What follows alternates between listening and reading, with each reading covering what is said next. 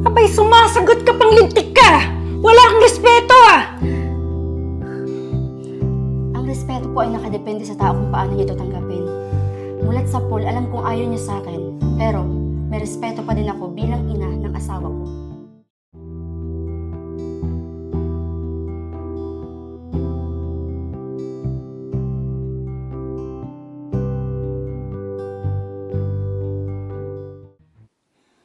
Mahal, tama kaya itong ginagawa natin? Sabi ko naman sa'yo, kahit maliit na bahay lang, basta solo natin, okay na ako dun. Baka kasi, Baka makarinig ka ng panlalait kay mama. Di ba napag-usapan na natin to? Hindi ka dapat matakot. Lalo't kasal na tayo sa West. Wala na magagawa si mama doon kundi tanggapin na lang ang totoo. Anong totoo, Dan? Na sinuway mong utos ko at nagpakasal sa babaeng to? Tingnan mo nga yung agwat ng edad nyo. Eh parang napakasata na sa tita o nanay mo eh. Ma! Stop it! Irespeto niyo naman po asawa ko. Pumunta kami dito dahil kahit papano may karapatan din ako sa pamamahay na ito. Huwag niyo pong ipagtaboyan ng asawa ko. Asawa? At talagang tinuloy mo yung kahibangan mo at nagpakasal ka sa babaeng to? Diyos ko, Dan! Ang hindi ko maintindihan, sa dinami-dami ng babae dyan, talagang ito pa yung napili mong pakasalan. Dahil siya ang mahal ko, ma. Pumayag man kayo o hindi, wala akong pinagsisisihan dahil nagmamahalan kami ni Chris. Tara na sa magiging kwarto natin, mahal. Huwag mo nang isipin yung sinabi sa'yo ni mama. Basta gaya ng sabi ko, dito ka natitira.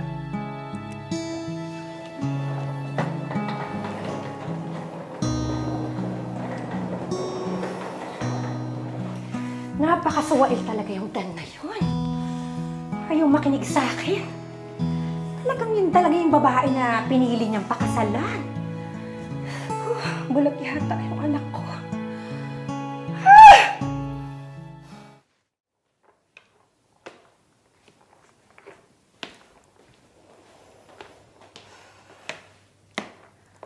Kung inaakala mo na porket andito ka sa pamamahay na to, ay tatanggapin na kita bilang asawa ng anak ko. Pwes, nagkakamali ka. Dahil kahit anong gawin mo, hindi kita matatanggap para sa anak ko. Naintindihan ko po kayo. Kung yan po ang makakabuti sa inyo, nire-respeto ko po. Pero gaya nga ng sabi ni Dan, sa ayaw at sa gusto mo, dito na ako titira kasama niyo. Abay, sumasagot ka pang lintik ka! Wala kang respeto ah! Ang respeto po ay nakadepende sa tao kung paano niya ito tanggapin. Mulat sa pool, alam kong ayaw niya sa akin. Pero, may respeto pa din ako bilang ina ng asawa ko. Huwag mo nga akong pangaralan tungkol sa salitang respeto, ha?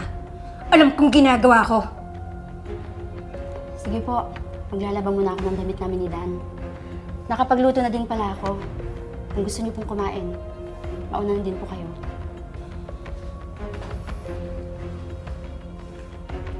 Ang bastos talaga ng babaeng yon. Mukha naman tiyahin ng anak ko. Bastos. Mahal, sabihin na kaya natin kay mama yung totoo. Baka kasi pag nalaman niya, ay bumait na siya sa'yo, ma-realize na tama ang babaeng pinakasalan ko. Huwag mo na siguro, mahal. Ayoko namang isipin na kaya lang magbago yung pakitungo niya sa akin dahil lang doon. Pero mahal, karapatan din malaman ni mama ang totoo na hati tayo sa pagpapatayo sa bahay. Na yung negosyong bubuksan natin ay para din sa kanya.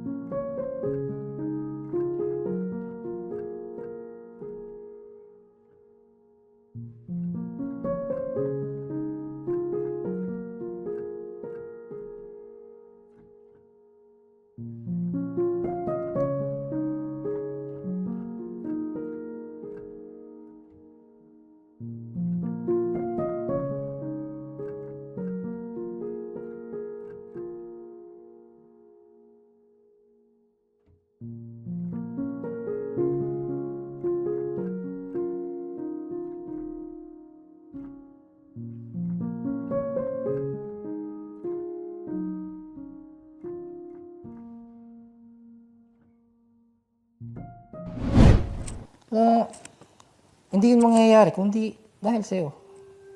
Ginagawa ko lang naman yun kasi mahal na mahal kita. Lahat ng mahalaga sa'yo at mahal mo, mahal ko na rin. Darating din yung araw na maiisip din ni Mama na hindi masamang ako ang pinakasalan mo. Napakabait mo. Kaya ni konti, wala akong pinagsisisihan na ikaw ang pinakasalan ko.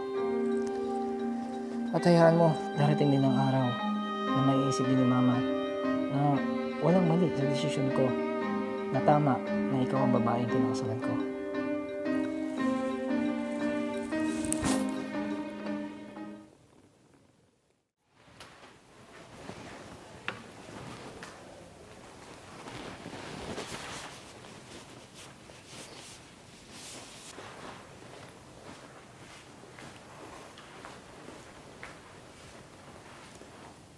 Chris, pwede ka bang makausap saglit, Iha? Sure po. Ano po yan?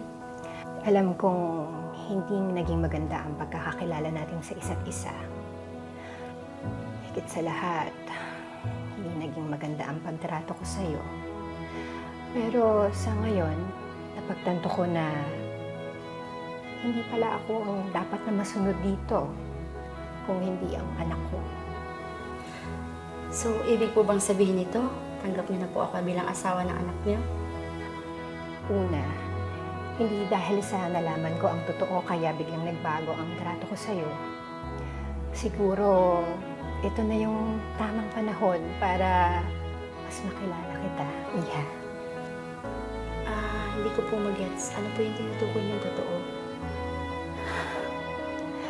Narinig ko kasi yung usapan niyo ng anak ko kahapon. At, sorry, dahil hinusgahan kita agad at hindi kinilala ng lubusan. Pero sana kalimutan na natin yung mga nangyari nung nakaraan. At magsimula ng bago. Ng bagong magandang samahan bilang magbiyanan.